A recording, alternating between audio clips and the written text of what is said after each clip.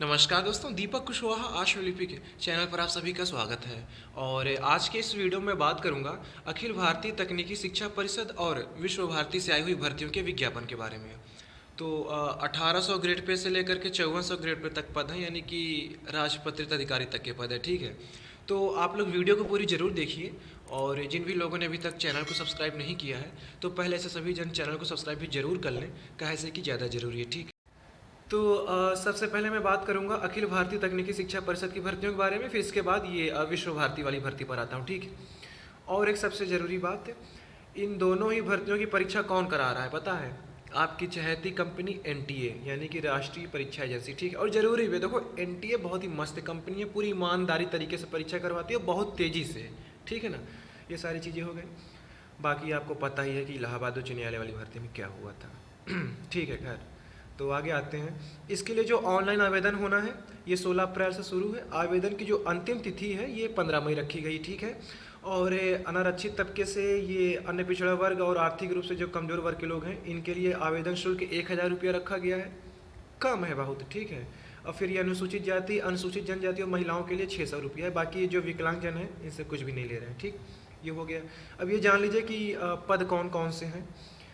पहला पद आपका ये है अकाउंटेंट, इसी को आप ऑफिस सुपरिटेंडेंट कम अकाउंटेंट कह सकते हैं। ये कुल 10 पद है। फिर है कि जूनियर हिंदी ट्रांसलेटर, इसी में सबसे ज़्यादा पद है, कुल 1 है।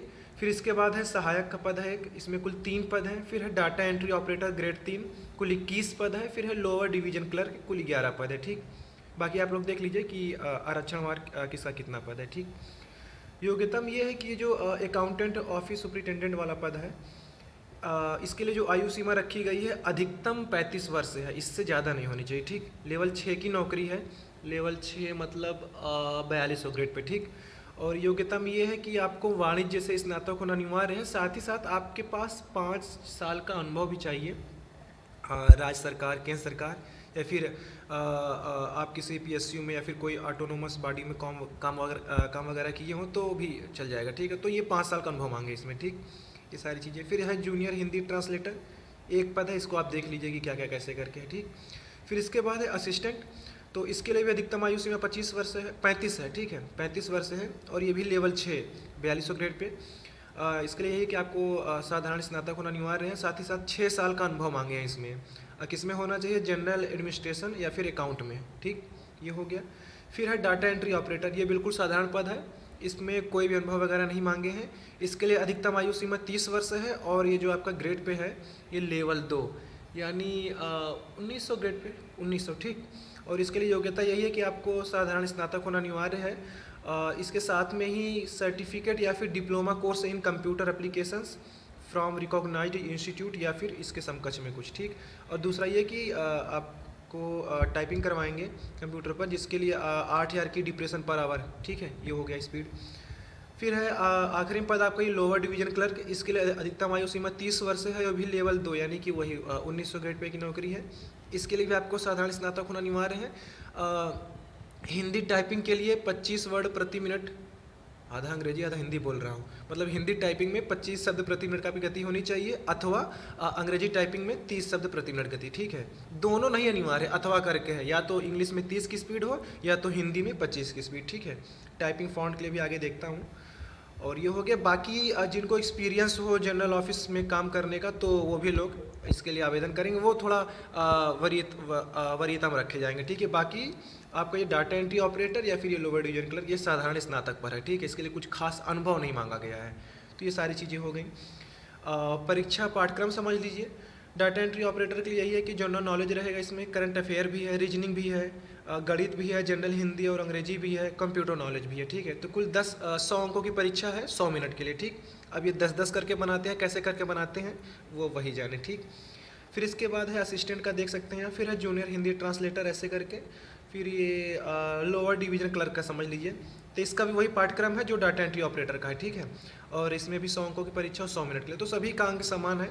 बाकी आप लोग देख लीजिए कि इसका क्या पाठ्यक्रम है। ठीक, तो ये सारी चीज़ें हैं। और जैसे केंद्र की बाकी भर्तियों में आयु सीमा में छूट मिलती है, वैसे इसमें भी है कि अनुसूचित जाति, अनुसूचित जनजाति को 5 वर्ष की छूट, अन्य पिछड़ा वर्ग को 3 वर्ष, और जो विकलांगजन हैं उनको 10 वर्ष, और भी करके तमाम तरीके की छूट हैं, तो उसको आप लोग अपना देख लीजिए, ठीक है।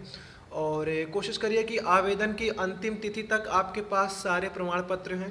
वो जो भी भर्ती आती है सभी कहानी होती है, ठीक है। अब किसी किसी में नहीं लेते हैं अलग बात है, वरना ये इतनी कोशिश किया करिए कि आवेदन की अंतिम तारीख तक आपके पास सब कुछ मौजूद रहे आपके हाथ में, ठीक है। चाहे किसी का परिणाम हो या कुछ भी हो, प्रमाण पत्र हो, ठीक है, तो सारी चीज़ आपके पास पहले से मौजूद रहे। परीक्षा जान लीजिए कहाँ कहाँ करवा रहे हैं, ज़्यादा जगह नहीं है शायद। उत्तर प्रदेश से अगर बात करूँ तो केवल लखनऊ में ये करवा रहे हैं, ठीक है।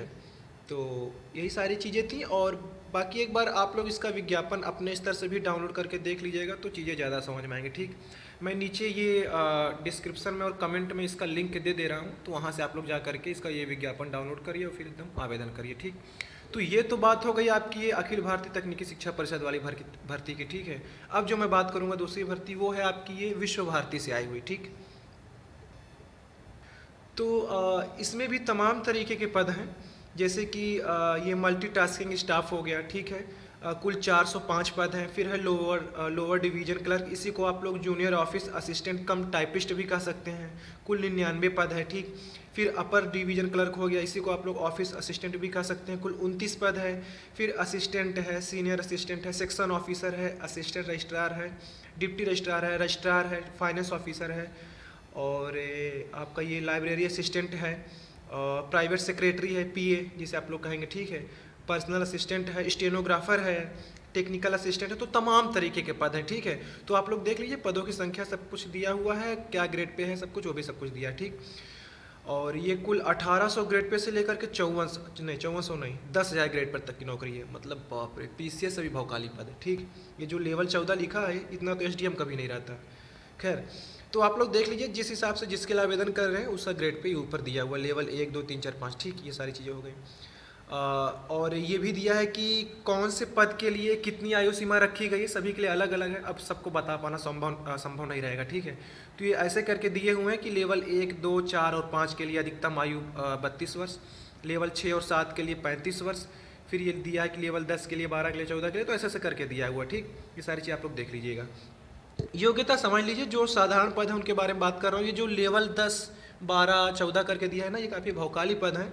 तो ये साधारण स्नातक पर नहीं है, इसमें खास तरीके की योग्यता रहे या फिर खास अनुभव रहे कुछ आपके पास, तो वही लोग केवल इसके लिए आवेदन कर सकते हैं, ठीक है। बड़ी भौकाली डिग्री इसमें ये लोग मांगते हैं।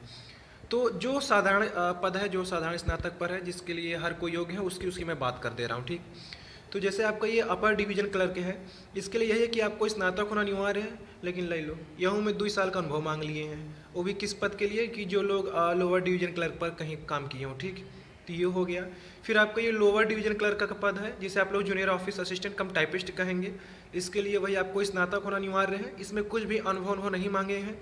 हाँ, ये है कि इंग्लिश टाइपिंग में 35 वर्ड इतनी आपकी स्पीड होनी चाहिए, और हाँ ठीक, हिंदी की नहीं है, सिर्फ इंग्लिश का है, ठीक। और बाकी आपको MS Office, PowerPoint, Excel इसका भी ज्ञान होना चाहिए, ठीक। ये हो गया। मल्टीटास्किंग के लिए आपको कक्षा 10वीं उत्तीर्ण होना आवश्यक है, या फिर आईटीआई आप हो, ठीक। ये हो गया। और कौन सा साधारण पद है आपका, ये हो गया लाइब्रेरी असिस्टेंट। इसके लिए आपको स्नातक होना अनिवार्य है। किस में होना है, लाइब्रेरी एंड इंफॉर्मेशन साइंस, इसमें होना है, ठीक है। 30 की आपकी स्पीड होनी चाहिए इंग्लिश टाइपिंग में। बाकी आपको नॉलेज ऑफ कंप्यूटर एप्लीकेशन ये भी होना चाहिए, ठीक। लाइब्रेरी अटेंडेंट का भी पद है, इसके लिए आपको 12वीं उत्तीर्ण होना आवश्यक है। 1 साल का अनुभव मांगा गया है इसमें, ठीक। तो इसको आप लोग देख लीजिए। इसी तरीके तमाम पद हैं। और कौन कौन सा है आपको बता दे रहा हूँ।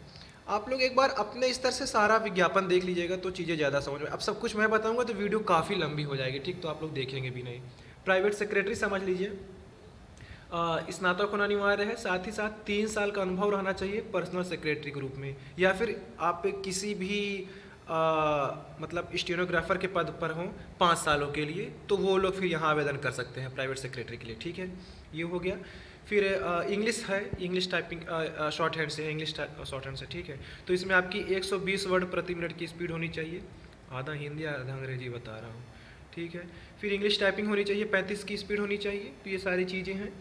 पर्सनल असिस्टेंट है, तो इसमें यह है कि स्नातक होना अनिवार्य है। साथ ही साथ है इंग्लिश शॉर्ट हैंड में 100 वर्ड पर मिनट ये स्पीड होनी चाहिए आपकी। इसमें कुछ अनुभव नहीं मांगा गया है। प्राइवेट सेक्रेटरी में अनुभव मांगा गया है, ना कि पर्सनल सेक्रेटरी में, असिस्टेंट में, ठीक है, ये हो गया। स्टेनोग्राफर का पद है, इसमें कुछ अनुभव नहीं मांगा गया है, यही है कि आपको स्नातक होना अनिवार्य है। साथ ही साथ इंग्लिश शॉर्ट हैंड में 80 वर्ड पर मिनट की आपकी स्पीड होनी चाहिए और कंप्यूटर पर 35 वर्ड पर मिनट की स्पीड होनी चाहिए, ठीक, टाइपिंग की। 10 मिनट के लिए डिक्टेशन बोलेंगे, 50 मिनट में आपको इसको टाइप करके इनको देना है। तो ये सारी चीज़ें हो गई, और भी तमाम तरीके के पद हैं, तो आप लोग एक बार उसको अपने स्तर से देख लीजिए, क्योंकि कई सारे हैं तो सभी की योग्यता बताऊंगा, सबके बारे में बताऊंगा तो वीडियो काफ़ी लंबी हो जाएगी, और अंग्रेजी मेरी बहुत तेज़ है तो फिर आप लोग समझ भी नहीं पाएंगे। तो ये सारी चीज़ें हैं, तो आप लोग इसके लिए आवेदन कर दीजिए। तो ठीक है, आज के इस वीडियो में बस इतना ही था। पूरा वीडियो देखने के लिए धन्यवाद। जय बजरंगबली।